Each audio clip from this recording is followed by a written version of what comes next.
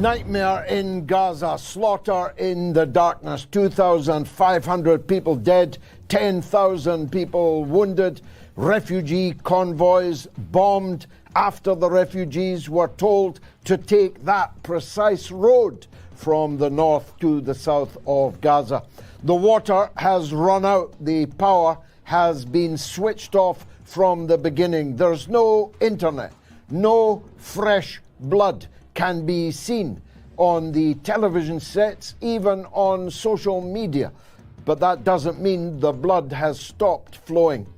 Because of bad weather, the Israeli state says it has not yet invaded on the ground. We'll be looking at what might be the real reasons why the street-fighting men of the Israel Defense Force have not yet ventured into the squalid alleyways and amidst the rubble of the all but destroyed northern part of the Gaza Strip. It's the Ukraine war all over again. Every single country that was involved in the coalition of the killing on the bodies of the people of Ukraine is with Israel. Every single country that was against the war in Ukraine, waged by NATO, is against the war being waged by Israel. Another sign of how the world is now divided and how that balance of power is currently distributed. It's going to be, I promise you, a bumpy night. Welcome to the mother of all talk shows. You are listening to the Mother of All Talk Shows podcast with George Galloway. All the worst people in the world are heavily engaged in the propaganda war in support of the mass killing, the genocidal onslaught launched by the Israel Defense Force as called. Ben Shapiro, Jordan Peterson, Robert F. Kennedy, and many other heavyweight, big platform, big audience personalities, 300 in Hollywood alone, have thrown their bodies into the firing line.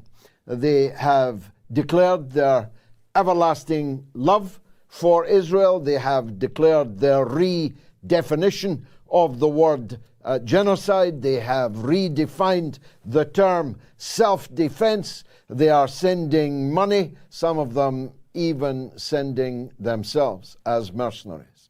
People are being redeployed from the front line in the Ukraine.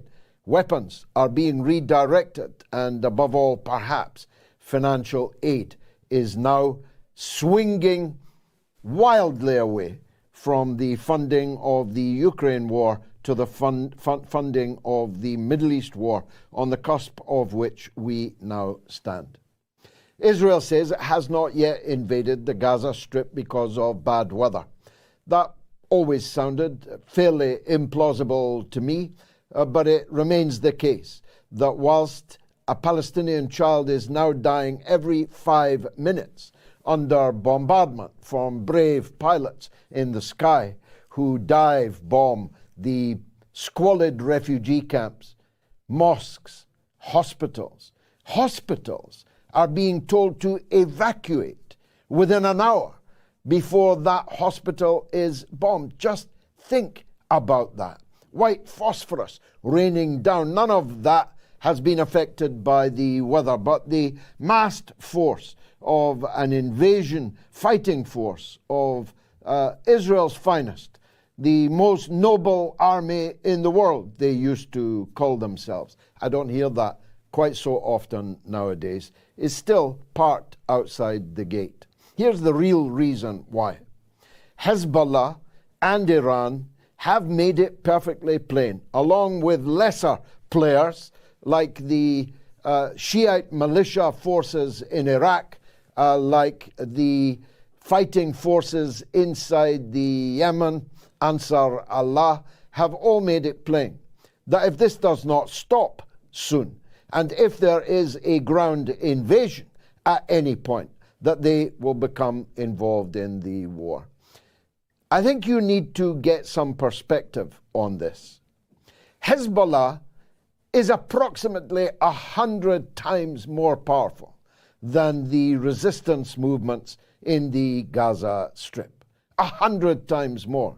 They have 100 times more missiles, and their missiles are not homemade.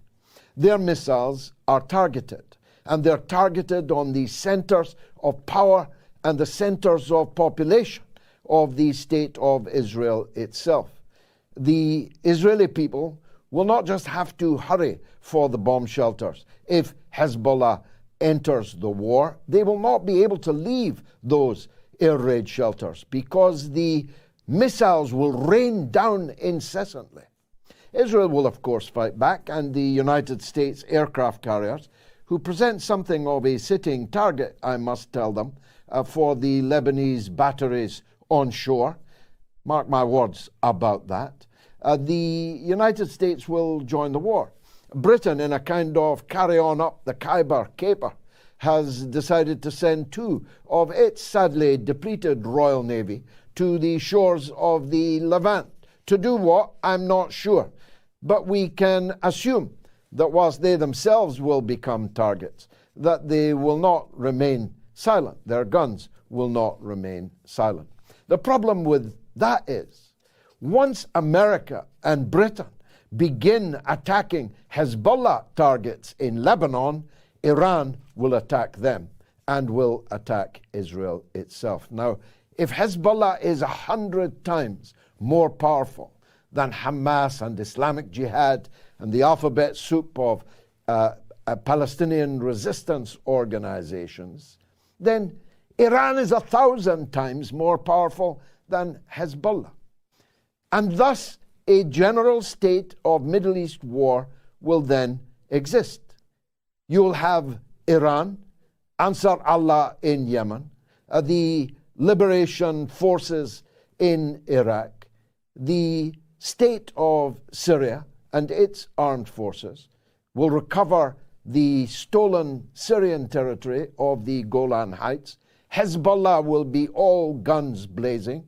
Israel will be fighting in Gaza and in the north of the country against Hezbollah, drawing its allies, presumably America and Britain, to the fore into deeper and deeper into that conflict. And here is the overarching problem.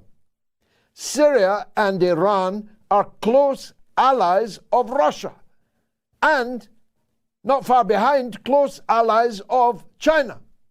So if Israel, America begins attacking Iran, Russia and China stand behind Iran. I hope you're beginning to get a clearer picture. That's why the ground invasion has not begun, because Israel and its allies are calibrating just how difficult a job it will be to fight amongst the rubble in the alleyways, every inch of which are known by the defenders, but not known at all by the attackers.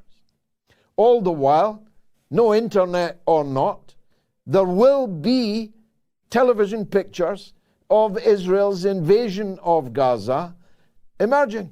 They'll emerge, apart from anything else, from the many, many Israeli soldiers that don't want to do this and are arguing, and they show themselves on video arguing with their officers that this is not the right, or at least the wise thing to do. So the fighting amongst the rubble, in the alleyways, underground, hand to hand, will be very, very costly indeed.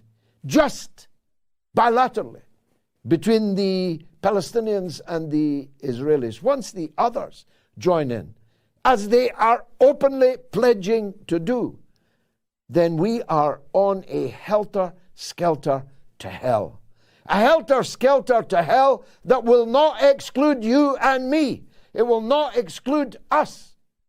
This conflict, if it spirals in the way I have described, will, first of all, stop all oil production in the Persian Gulf. It will stop the transportation of all oil on the water and in storage. of the oil in the Persian Gulf. People are bleating about the price of oil now rising over $100 a barrel. You will not be able to buy it for $10,000 a barrel. There'll be no oil. That means your industry will stop. That means you will become unemployed. That means your already chronic and debilitating economic situation will plummet further into the abyss. And then there's the security risk to our own people of this grotesque over-identification of Western countries with Israel, of their absolute double standards, of their total hypocrisy. You think that the Muslims in France, in Britain, in Germany, and so on, haven't noticed that the Ukrainians are heroes for defending their land against an invader, but the Palestinians are terrorists for defending their land against an invader? Do you think that the people who already live here amongst us and in North America have missed the fact that whilst Palestine can be cleansed repeatedly in ethnic cleansing, in siege and sanctions and repeated bombardment on a massive scale, 2008, 2012, 2014, 2018, Gaza's already been reduced to rubble time after time. Do you think that people have not noticed that we don't give a damn about the thousands of Palestinians who are bleeding this minute in hospitals with no light and no power? Do you think they don't know that their co-religionists have no water and no food? Do you think they don't know that we are deliberately starving people just like those who besieged the Warsaw Ghetto until the people there revolted? In the words of Frantz Fanon, we revolt because we cannot breathe. The Palestinian people cannot breathe, have not been able to breathe for more than 7 decades. And everyone can see it clearly now. They can see that every government in the Western world is fully behind the slander of the Palestinians and fully behind the slaughter being carried out by Israel. The Western leaders are echoed by their so-called oppositions. And both the governments and the opposition have a media which blares incessantly the very same propaganda, and now has a repressive regime of legislation to close down those with an alternative point of view. A perfect example of whom is Jackson Hinkle, who will be up in a minute. Jackson Hinkle is one of the brightest and best broadcasters in the whole world. But you'll have to go looking for him because he's now been deplatformed on almost all, thankfully not all yet, but almost all of the social media platforms. This show could be cut off in mid-sentence at any time by the regime of censorship and repression that I am talking about. But even all of that will not stop the truth coming out, because the genie is out of the bottle. That's why we had demonstrations all over the Western world of hundreds of thousands of people on Saturday, and probably another one next Saturday. And they're breaking out everywhere. Every main city in Britain this weekend had a demonstration in support of the Palestinian people under this murderous rampage being conducted by Israel with full Western support. Meanwhile, the countries that said no on the Ukraine situation, countries like China, countries like South Africa, Countries like Brazil are saying, no, we will not go along with this. And we demand a ceasefire. How radical a demand that has turned out to be. We demand a ceasefire. We demand negotiations. We demand a Palestinian state with East Jerusalem as its capital, as was agreed 30 years ago on the White House lawn in the Oslo agreements. The European Union is falling apart. Mrs. von der Leyen immediately set off for Israel and promised the earth to Mr. Netanyahu, as she had already promised the earth to Mr. Zelensky in the Ukraine. She has grossly exceeded her brief. Her zeal has upset countries like Ireland, countries like Norway, and others in the European Union. And little Borrell, remember him? The chief gardener who described the rest of the world as a jungle. His nose is out of joint because that's his job, to go around the world threatening war, pestilence, famine, and disease on other people. Who is this von der Leyen, this German daughter of the Third Reich, to steal his thunder? Well, I told you Jackson Hinkle's coming up. He is right after this short break. You don't want to miss it.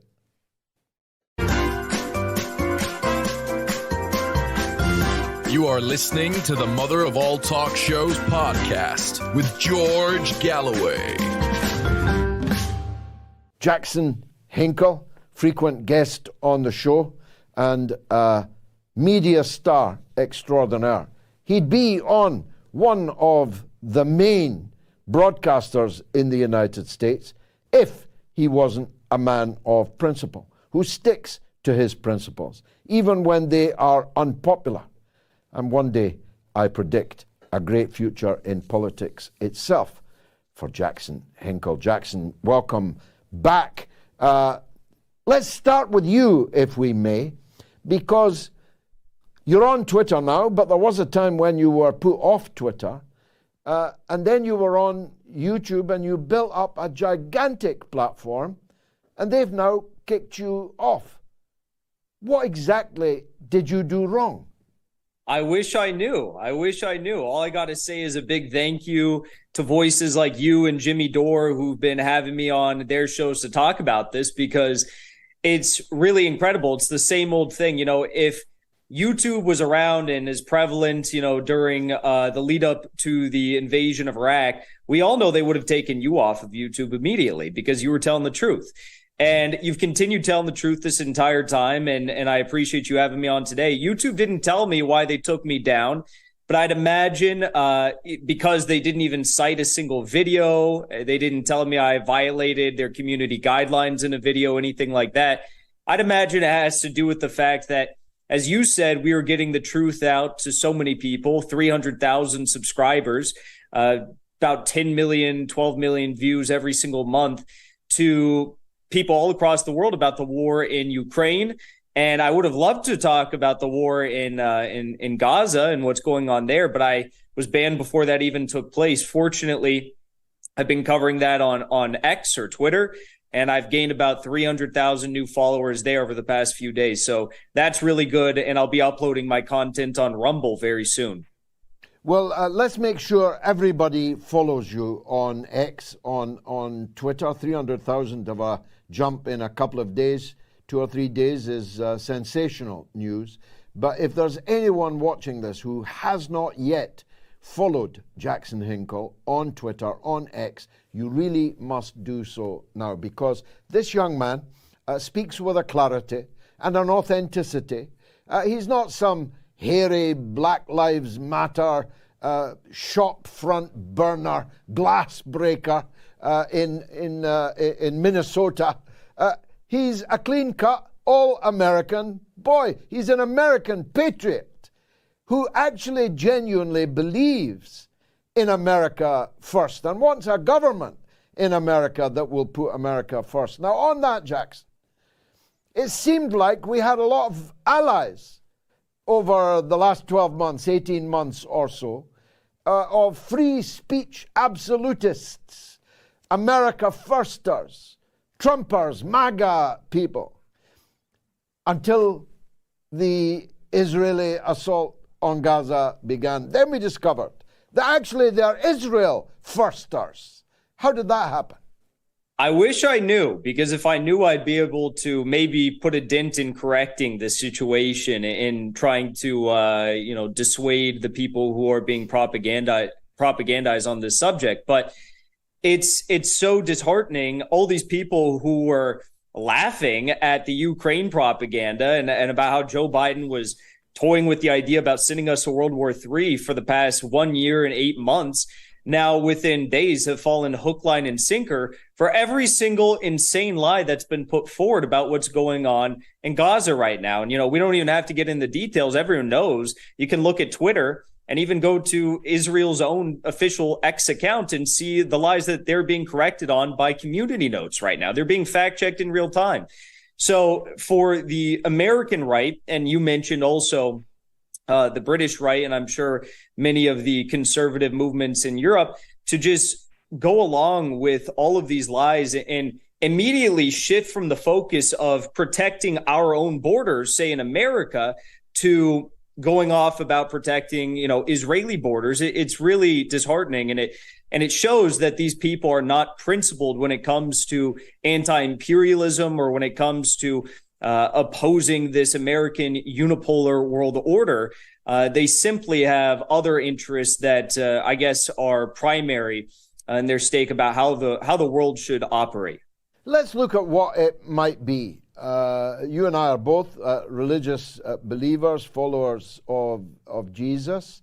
Did these people not see the Christian Palestinian nuns singing Ave Maria in their church in Gaza and declaring that they would not be evacuating anywhere, that they would die there in their church? Do the evangelicals, the so-called Christian right, the born again amongst the American right wing, do they know that Jesus was a Palestinian, that the first Christians walked in Palestine? Do they know that something like 15% of all Palestinians in the world are Christians? So if they know that, how come they are so gung-ho for the slaughter of their own co-religionists?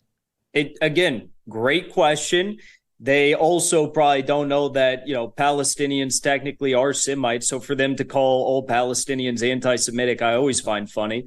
But one other thing that I think should be addressed is, as I'm sure you've been discussing, it seems as though Israel is really hell-bent on expanding this conflict into a broader Arab conflict. And I think there's some very foolish, naive, egotistical maniacs within the Israeli government that somehow think this is going to be another 6-day war for them and they're going to walk out with an easy victory. It's not going to be the case.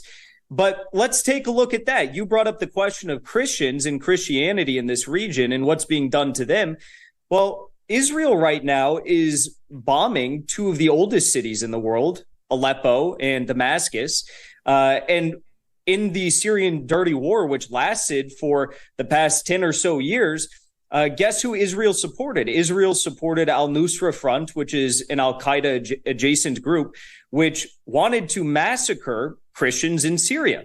So you got to ask the question, why on earth, if you're a Christian, I'm an Orthodox Christian, why on earth would you be supporting the government that was waging a proxy war to eradicate Christians in Syria? It makes no sense to me whatsoever, but I think a lot of these people are just historically illiterate. Do you think race lies at the bottom of it? I mean, I'm searching, like you are, for an explanation for the volte-face of the free speech absolutists, the America firstists. Is it because they just don't like Arabs? They just don't like Arab Christians or Arab Muslims? They don't like the other? Is it because the Palestinians are othered comprehensively? I think a lot of it could come down to that. Ben Shapiro is not a Christian. He's Jewish, but I shared a very provocative tweet of his yesterday, and I got a lot of views and clicks because everyone was just so shocked that he could say something like this. I think, to paraphrase, he said, the simple fact of the matter is Israelis like to build things and Arabs like to bomb things, and that's why we can't have peace with them. So when you get down to the nitty gritty, if this is what, and I'm not saying this is what they all, everyone who's diehard Israel supporter right now believes, but if there's a good chunk of them that supports that sort of a mindset, then yeah, that would be just blatant, egregious racism. Unfortunately, this racism is charged with a nuclear-armed military and intelligence superpower that could do a lot of damage to themselves and to continue to do to the Palestinians, the Syrians. They could potentially even invite a broader war with Iran or Turkey. Who knows what's going to happen here? It's very frightening these days, and we see it continuing to escalate, and there's really no calls for peace. No, in fact, it's become, I think the press secretary at the White House said that calling for a ceasefire was repulsive. That was the word that she used, that it was repugnant or repulsive to demand a ceasefire. You're so young you never knew it, but there was a time that in any conflict, the foreign statespeople and the UN Secretary General, their first thing that they would do would be to call for a ceasefire. It's now practically an arrestable offence to call for a ceasefire. I've no idea how that happened, Jackson. I think we got a lot of, again, historically illiterate individuals that now occupy these positions in the State Department. And they also are just extremely egotistical and think that America can do no wrong. Compare that to someone like Vladimir Putin, who has already called for the implementation of the United Nations Security Council resolution for the creation, the establishment once more of a sovereign, independent Palestinian state. He also has called for an immediate ceasefire. So, there still are leaders like that in the world, they're just not in the West. Well, the demarcation lines are eerily familiar. Everyone that was gung-ho for Zelensky is gung-ho for Netanyahu. And everyone that was saying this is a NATO proxy war against Russia is standing beside the Palestinians. This is the new world that we're in, isn't it? It is. I think the one saving grace that we might be able to look at here is on the first day of the Russian special military operation, very few and far between were there any voices, and I was one of them, but were there any voices that were supporting Russia or maybe calling into question the notion that Russia is the supreme evil and the reincarnation of Nazi Germany? With this subject, with this conflict, obviously it's one that isn't new for a lot of people. And I think there's a lot more people who are sympathetic to the overall struggle of Palestinian statehood and the end of war crimes being committed against the Palestinian people than, we saw for supporters at the start of the SMO for Russia. So I think that's one saving grace. The question is, can we convince people of the truth and reality who are so brainwashed, so propagandized, and have been for so long about this conflict with Israel and Palestine? And here we must make a special mention of the Jewish people around the world, in Israel itself, in the United States, people like your friend and mine, Max Blumenthal, may God preserve him, Norman Finkelstein, and so many, many, many others. Cohen, who was on our show on Wednesday, Dan Cohen, and in Britain also, indeed around the world, Katie Halper, some of the most magnificent people in the world today are Jewish people, and we should never forget that. Yeah, I think I always recommend to people, if you want to have the best coverage about what has gone on in Palestine for years and years and years, and the broader Middle East, Max Blumenthal, The Gray Zone, Dan Cohen over at Redacted, those are the best sources you really, I think, as an English speaker, are probably going to be getting. And you're 100% correct about that. There are tons of anti-Zionist Jewish people who have spoken out over the past few days. And I have to applaud them for that, especially starting today, because it seems as though Benjamin Netanyahu has taken a page out of the book of Mr. Volodymyr Zelensky in Ukraine. Israel just passed a new law moments before I came on the show today, saying that anyone in Israel who is consuming prolonged periods of content of what they define as Hamas media will now face imprisonment for up to a year.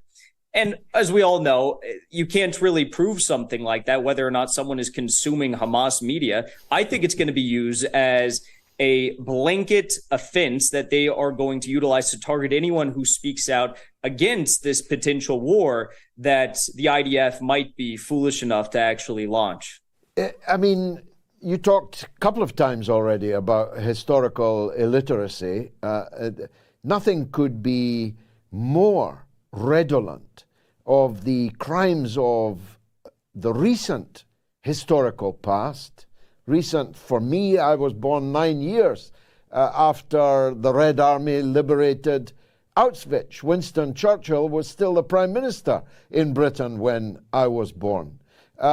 We actually grew up, people like me, in a period when the supporters of the Soviet Union, of the Red Army, and the huge bank of progressive leftist Jewish people were absolute ironclad allies.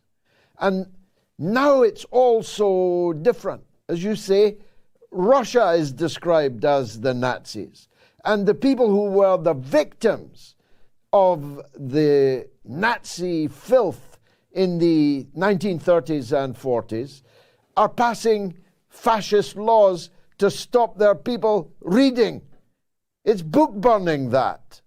It really is. It really is. And it's so sad also, because if you look at Putin today, I mean, he's simply just calling for peace. And, you know, he's a guy that obviously grew up, worked in intelligence in the Soviet Union, the latter years. But he is someone who's had a very longstanding good relationship with Benjamin Netanyahu, the prime minister of Israel.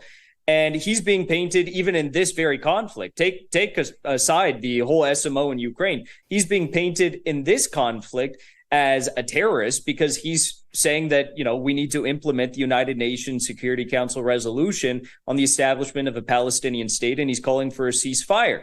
It's the same thing with Ukraine. If you call for peace in Ukraine, you're labeled as a Putin apologist. If you call for peace here, you're labeled as a Hamas apologist. And regardless of what your views are, I frankly don't care what anyone's views are, but I think everyone should be agreeing that at the end of the day, what we need to push for is peace here. We need to stop the slaughtering of civilians. One last thing I'll say on this subject is, according to the United Nations official stats, which make of those what you will, they've recorded 560 children civilian deaths in the entire Ukraine war over the past 1 year and 8 months. Now compare that number, 560 children that have been killed in Ukraine over the past 1 year and 8 months, to the 700 children that have been killed in Gaza over the past 6 days by the Israelis. I mean, if you needed any stat to show that Putin and his men have really acted like saints in this operation compared to what Israel's doing, that's it right there. Well, we stand on the cusp, and the Israeli army stands at the gates. I don't know if you heard my opening remarks, but I'm saying it's not because of bad weather that they have not yet gone in. It's because there are geopolitical wheels in motion, because others, if not Netanyahu, are able to calibrate the potential scale of first a regional war, and one that could even become far wider even than the Middle East, West Asian region. What's your take on it? Are they going to go in? What might be holding them back?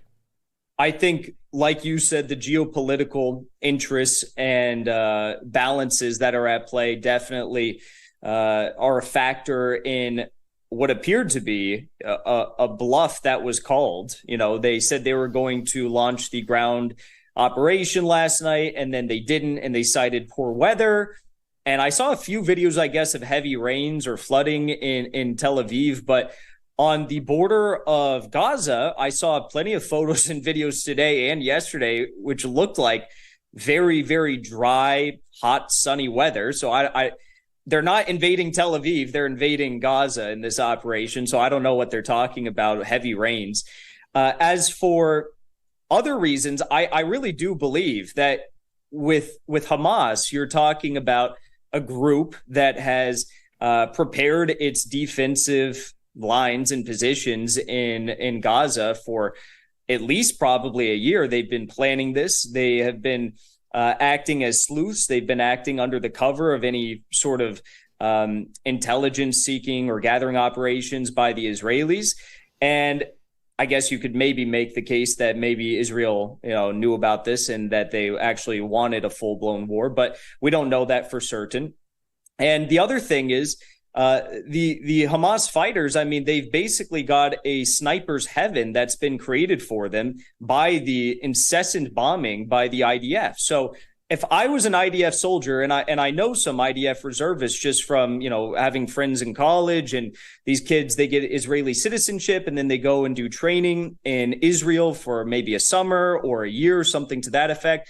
They're not really doing anything. They get training, limited training. They get set up at a guard post. Maybe they fire a few shells from some sort of gun or artillery or whatever.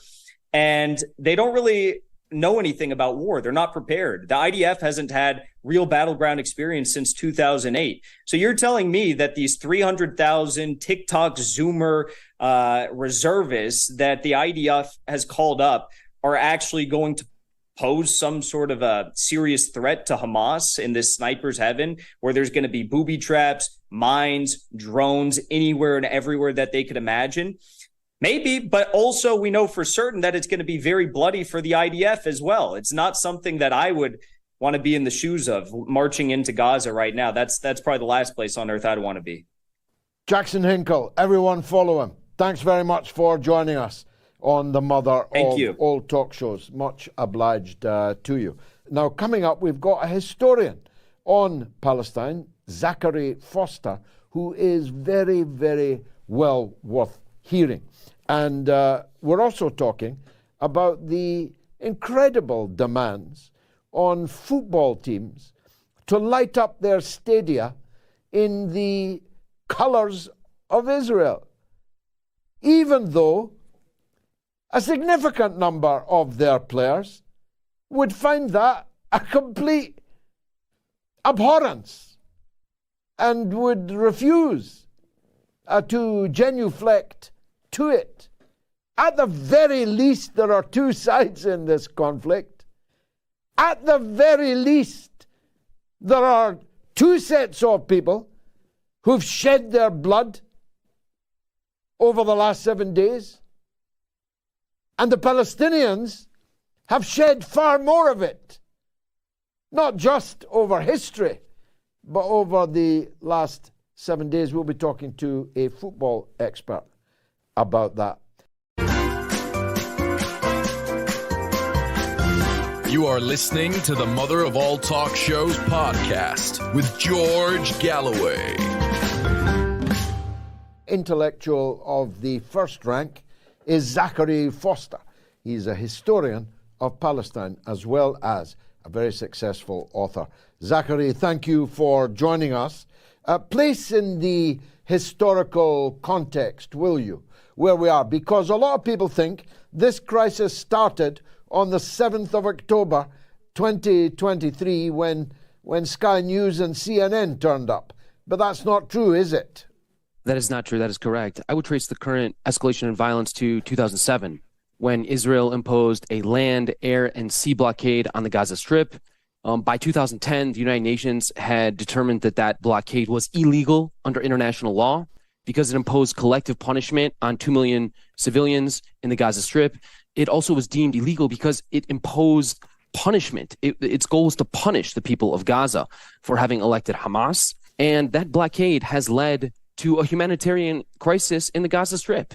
It has led 90% of people to lack access to safe drinking water. It has led 50% of people to be unemployed. It has led 80% of people to be dependent on food handouts. So we're talking about a food crisis, an employment crisis. There's also an electricity crisis, as you know. There's a mental health crisis. There's a public health crisis. In addition to all those crises, Israel launched 5 wars on the Gaza Strip and the people of Gaza over the past 16 years. And in those 5 wars, Israel slaughtered something like 3,000 innocent Palestinian civilians.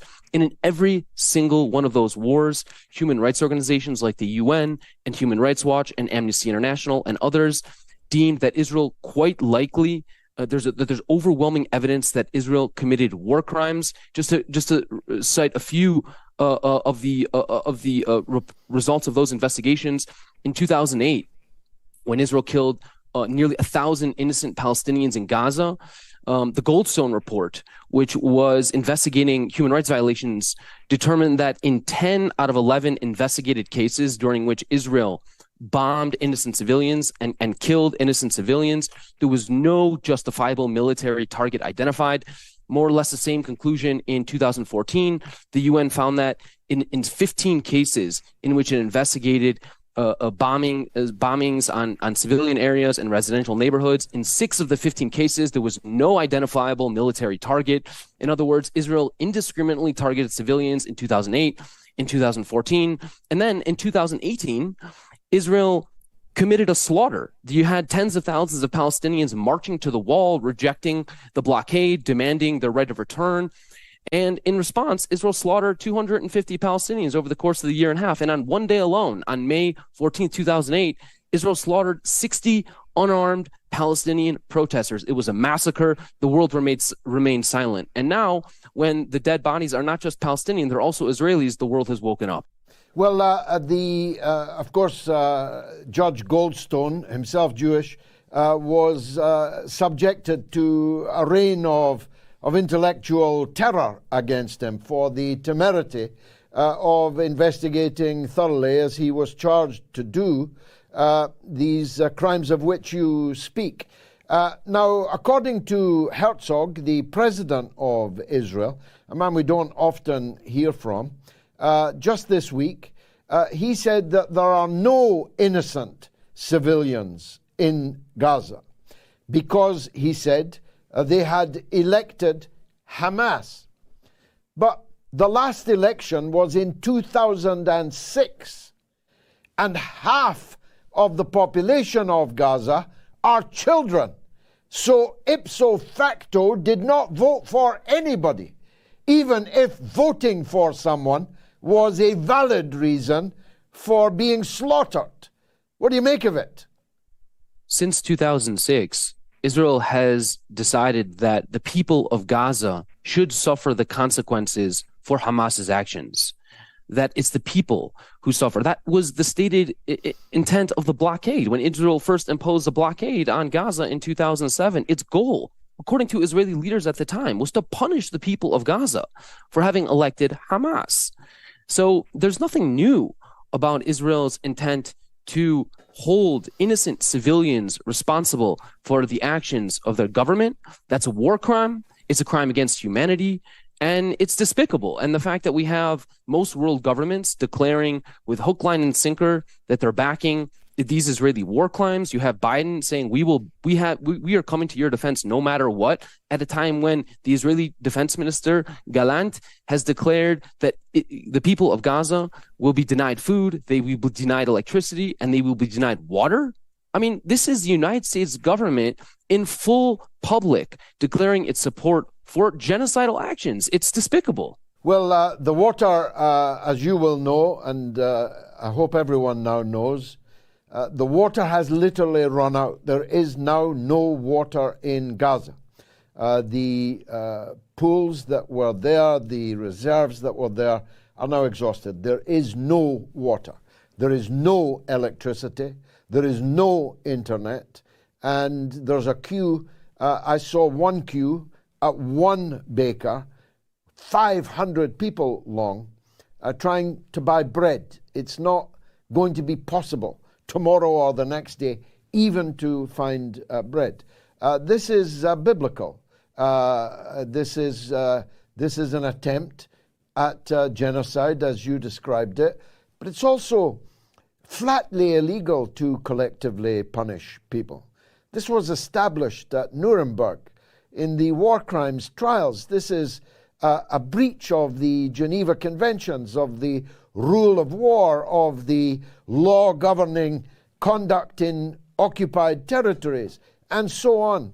And yet, we've got all these also respectable, Armani-clad accomplices to murder in governments throughout the Western world. It's really come to something, hasn't it? The current Israeli government has been on an ongoing campaign to ethnically cleanse Palestinians throughout all of historic Palestine. It's happening within Israel proper in the Negev, in the Naqab. It's happening in the West Bank, in the South Hebron Hills and Masaf Yatta, where 2,000 Palestinians face regular home demolitions and face ethnic cleansing. You have it happening in the Jordan Valley, where you have many Palestinian shepherding communities being harassed and forced out. Multiple villages have been depopulated just in the past few days since this assault on Gaza began. You have ethnic cleansing happening in the E1 zone between Jerusalem and the Jordan Valley. And now it's happening in Gaza as well, after the state of Israel declared they asked 1 million people to leave their homes in 24 hours. We're talking 7,000 people in the Shifa hospital in Gaza City asked to vacate. Where are they supposed to go? When they tried going north, when they tried going south, Israel bombed the convoys and killed 70 Palestinians who were fleeing in response to Israel's call to flee.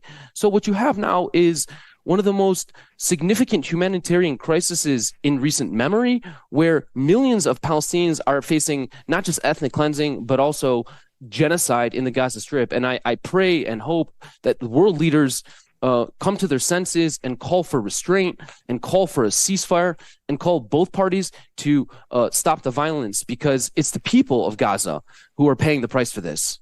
If this doesn't happen, and China has called for it, Russia has called for it, King Hussein has called for it, Crown Prince MBS has called for it. If this ceasefire does not happen, and within hours, we're going to face a wider war in the region, aren't we?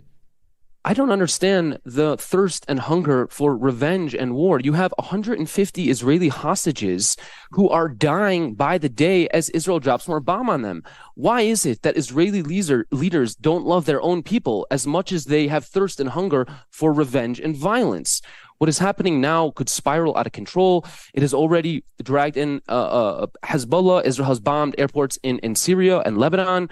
What we are talking about is the potential for escalation that could spiral out of control and lead to a regional war, if not a world war. I mean, this is incredibly dangerous, and it is incumbent upon every world leader, every Jewish leader, every Christian leader, every Muslim leader to call for the immediate ceasefire and an end to hostilities, because otherwise things can easily spiral out of control and we could be facing a regional, if not global, war. I'm sure you've impressed many, Zachary. How can people support your work? Where can they find you? What's the best place to hear and read what it is that you are saying? You can find me on Twitter _Zach Foster, and I also have a newsletter. It's called Palestine in Your Inbox, which you can find at PalestineNexus.com.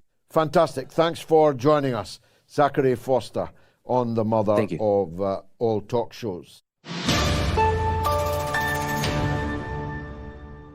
Let me say that you can listen to the audio-only version of Moats on our Moats podcast, and the numbers on that are going through the roof. Just search Moats with George Galloway on Apple, Spotify, Google, or whichever platform you listen to your podcasts on. In recent weeks, it's been the #1 political podcast in Benin, Jordan, the Gambia, Qatar, Jamaica, Ghana, Iceland, Malaysia, Singapore, Sweden, and the Philippines. #1 political podcast in all those countries. Truly, truly phenomenal. Do you know that BBC News has lost 40% of its audience in the last 2 years? It's official. And of course, That is the sensible thing to do. But to get people to tune in and change course and listen to a radically different point of view is even more difficult. But it's happening. And the numbers that we are racking up are now in their millions. You are listening to the Mother of All Talk Shows podcast with George Galloway. Let's hear from Domenico in London on Palestine. Go ahead, Domenico. Buonasera, George. Buonasera. Thank you for your show. It's amazing. It's an amazing show. I've been following for the last 3-4 months. Thank you. My concerns are with the near monolithic siding that seems to be happening in favor of Israel across the media, across mainstream media, with the exception of very few media outlets. Mm-hmm. And this is quite similar to what happened with the Ukraine, where things seem to be history only seems to happen 5 minutes ago. There is no prior event or whatever has happened earlier. And this is concerning. But my main point that I want to try and make is that we seem to have fallen down to a situation where there is no nuance to anything. There is no nuance. There is no complexity. There is no depth. It's just flag waving and putting colors on buildings and football fan style cheering and black and white narratives. And I grew up in a very political family, and I've been very familiar since I was a child with Italian politicians such as Aldo Moro or Craxi, who you might remember, and listening to them even back now, the depth, the analysis, the balanced views, the historical understanding. This is all lost. How did we come so? I mean, how did we fall so in such a bad situation, so low down, in a position where you watch the BBC, you read mainstream press, and it's just one-line propaganda, one-line narratives. It's black and white. This is really disconcerting. Well, I couldn't put it better than you just have. I won't try to. There is no doubt that as people's knowledge, or at least the capacity or potential for knowledge, increased exponentially in the computer, internet age, so that any one of us can educate ourselves about anything.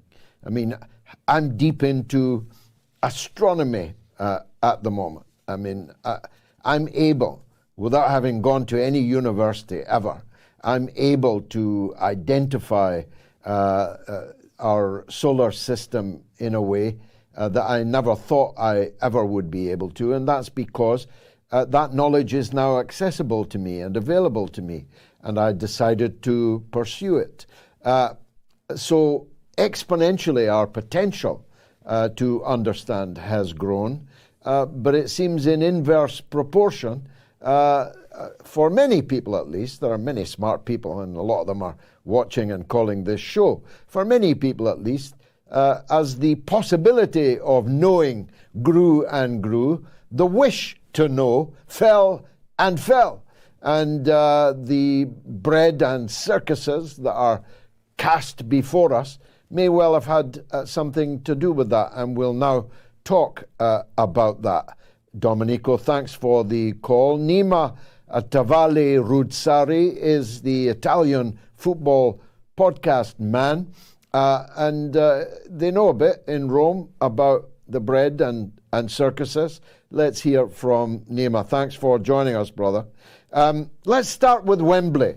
The hysteria now visited upon the Wembley authorities, the FA in England, because so far at least they've not been prepared to light up Wembley in the colours of Israel, has to be seen, felt, to be believed. They may well capitulate.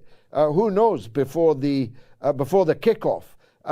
How did we get to this, where football, sport, was supposed to be something you kept politics out of, to football being used as a political weapon? Well, first of all, good evening, George. It's good to be with you. Thank you. What we've seen in the last week is truly a shocking and dishonest push and barrage of guff and lies in the last week by the mainstream media, mainly the English-speaking one in football, which is the subject matter which I work with and cover.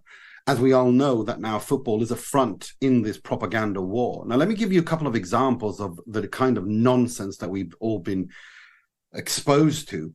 Jacob Steinberg from The Guardian tweeting for days on end about how Jews don't matter in the football world. Martin Ziegler and Tom Roddy after England played Australia on the back page front story of the Times, saying how about the Wembley Arch being in the dark. Sam Wallace, same newspaper, doing his utmost in his editorial to tie in the Holocaust and anti-Semitism so many times per 100 words. I think he might have set a new world record. Matt Law, The Telegraph, again, doing the story about a letter sent in by the Israeli Professional League's chairman, but nothing from anyone Palestinian. And of course, Adam Crafton of The Athletic, who's been pushing the 40 decapitated babies lie on Twitter, even after it was debunked and the CNN reporter in question apologized for her words, still hasn't deleted his tweet and hasn't tweeted a retraction or an apology for spreading falsehoods, even after acknowledging that he was aware that this was a falsehood. Now, not one of these gentlemen or any of their colleagues did a piece that was objective or has tweeted anything factual or objective, let alone try to balance it by telling the Palestinian side or by speaking to someone from the Palestinian authorities in a separate story or even in the same story. Not even now. They don't have the excuse anymore. Since it's been 5, 6, 7 days now that Gaza is under siege, and not even after the fascist statements by the Israeli government equating all Palestinians with animals and implying there are no innocent people in Gaza. And remember, Gaza is the home of where 2 million people, where 55% are under 18. None of this is by chance. These supine gentlemen and the corporate mainstream media organizations they work for, they're not in the news business, George, as you're full well aware. They're in the propaganda business. They aren't journalists. They are unofficial PR experts for whatever NATO cause du jour may be. And I say NATO because the reaction to all of this from NATO countries and governments has been one and the same as these gentlemen and their media organizations.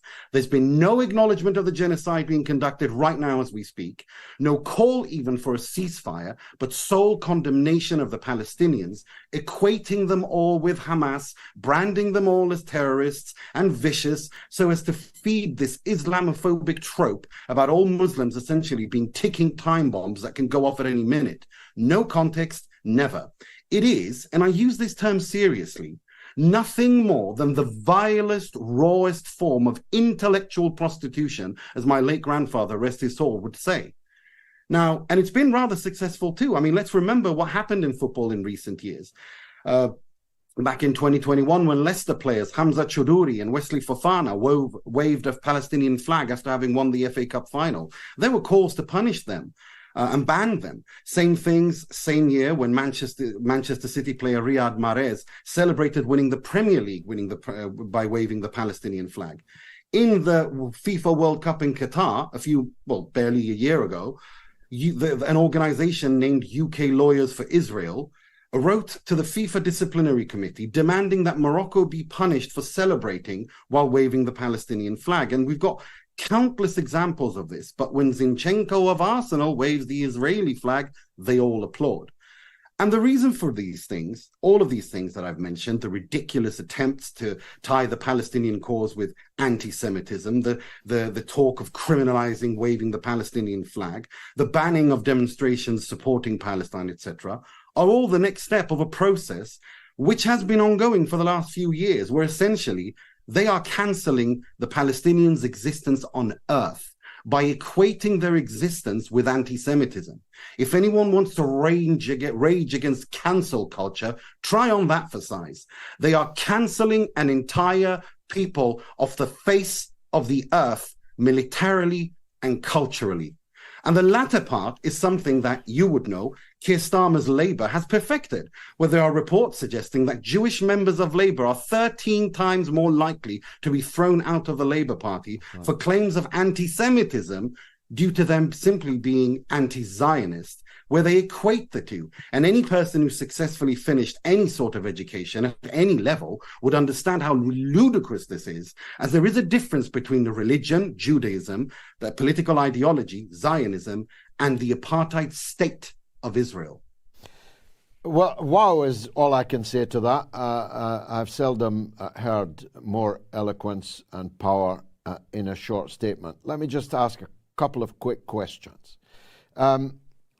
My team, Celtic, were fined. The club was fined for some of its supporters waving a Palestinian flag in the crowd, over which the club had no say whatsoever. It was the crowd, proud of them, but it was the spectators who did it. And we were fined £60,000, if I recall correctly.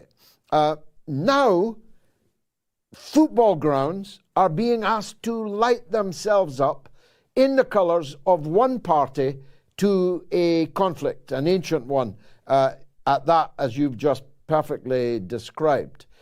Who took the decisions to do that? Who turned? I mean, at Hampden Park, they even made the corner flags in the colours of the Ukrainian flag. The livery of the furniture around football stadiums was turned into Ukrainian colours, and now the demand is to do it for Israel. Who takes these decisions? Well, I'd suggest they take it, the same people with the same decision-making power that they have usurped and taken upon themselves, with which they brand it as the rules-based order. Whose rules? Whose order? They do what they want, whenever they want, however they want. They got rid of Russia when Russia invaded Ukraine, but when Israel is conducting a genocide in the concentration camp that is Gaza, and I use that term based on the way that it's been defined by Professor Norman Finkelstein, right? That's what Gaza is. We are watching the live murder and genocide of a people, and we're supposed to be arguing over the color of the arch of Wembley or whether or not a flag can be waved at a demonstration. This is beyond bizarre. Yeah. David Cameron, by the way, when he was Prime Minister, and I was there in the House of Commons chamber, when he said it, described Gaza as the largest open-air prison in the world. Now, the players, the ones that one expected to speak out for the Palestinian people, have been oddly silent. Al-Neni of Arsenal, albeit on the sidelines now at Arsenal, is the only player I have seen in the Premier League or attached to the English Premier setup to make any kind of supportive noise for the Palestinians. Even those players that are in Saudi Arabia, like Sadio Mane, for example, that I would have expected to hear from, and definitely not Mohamed Salah yet, who wants out of Liverpool anyway. I'm not sure what he has to lose. They've all been silent. Why would that be? Well, I mean, just before we came on, Karim Benzema, the former French international and Real Madrid legend, Ballon d'Or winner, came out on Twitter in French in support, expressing his support and worry about the Palestinian people. Look, it's exactly what we've been discussing in this conversation that we've been having. This is what they do. People are so scared of the fallback on social media. They're afraid to lose, sponsorship contracts. They're afraid of getting cancelled. But I'm sorry, but at some point you have to find your spine. You have to find you have to stand by the courage of your convictions and stand for what you believe in and what you think is right. Again, we are watching the live genocide of a people right now. For how many days without water, without fuel, without any energy to pump up those the energy rate to keep the hospitals going? I mean, I saw a report of 50,000 pregnant women in Gaza don't have access to water, clean water, or healthcare. At what point will people stand up and speak up and say this is unacceptable? How many more children have to die? At what point? How many more children have to die? The two big questions. Nima, thanks very much for joining us. I wish we had longer. Pleasure. I'm certain we'll have other opportunities.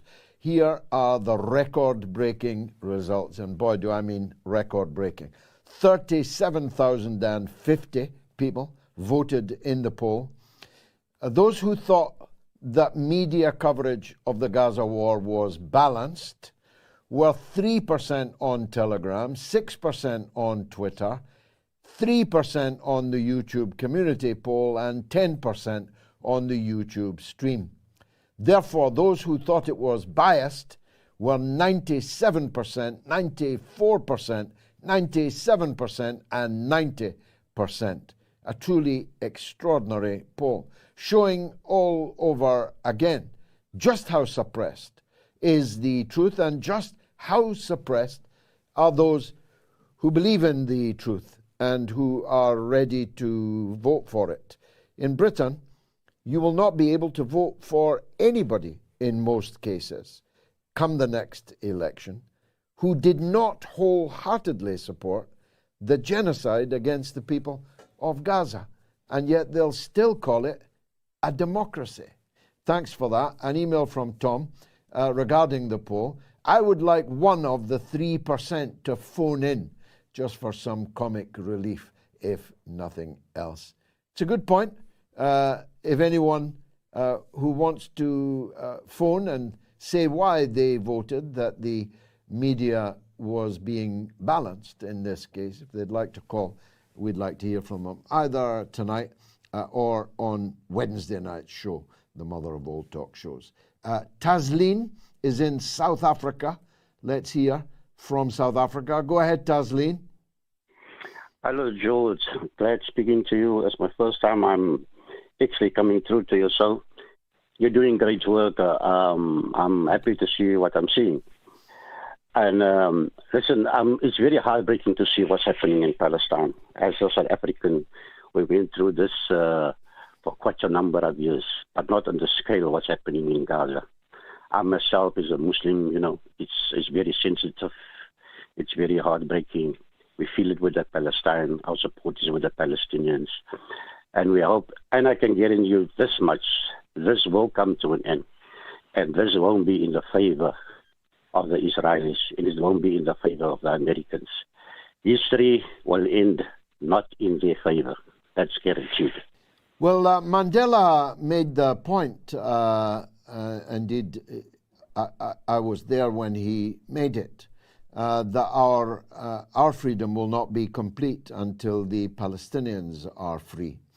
All of the leaders of the liberation struggle in South Africa were wholehearted supporters of the Palestinian people. Indeed, one of them, a good friend of mine, Ronnie Casrills, former intelligence chief of MK, the armed wing of the ANC, was and is perennially active on this question.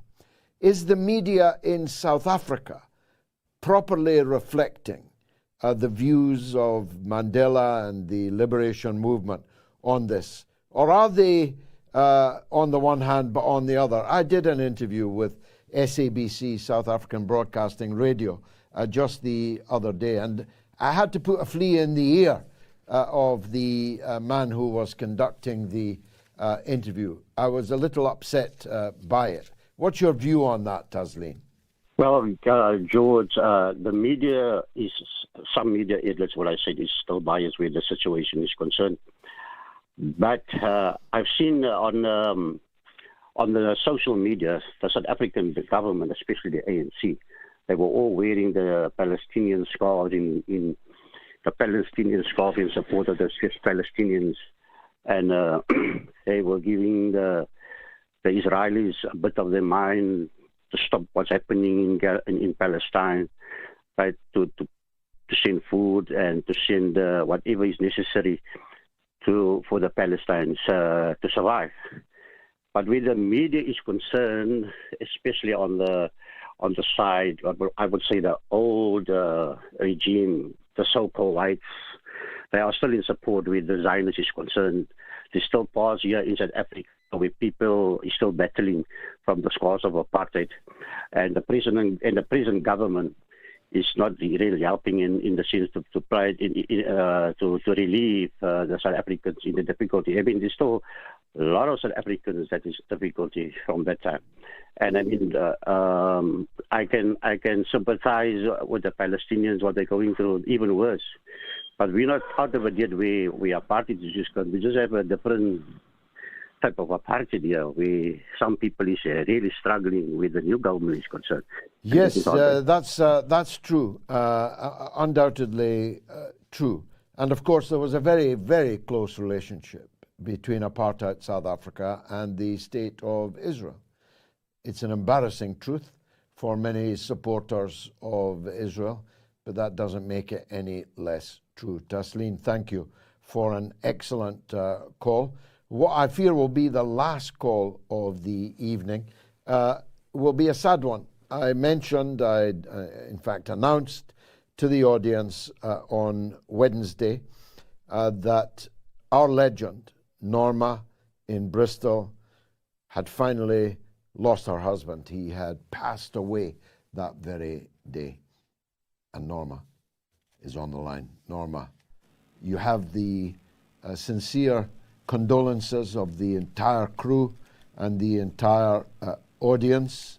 I reported a week before that the state health service had given your husband effectively 10 weeks in which to die, and if he did not die within that 10 weeks, you would then have to start paying for his care.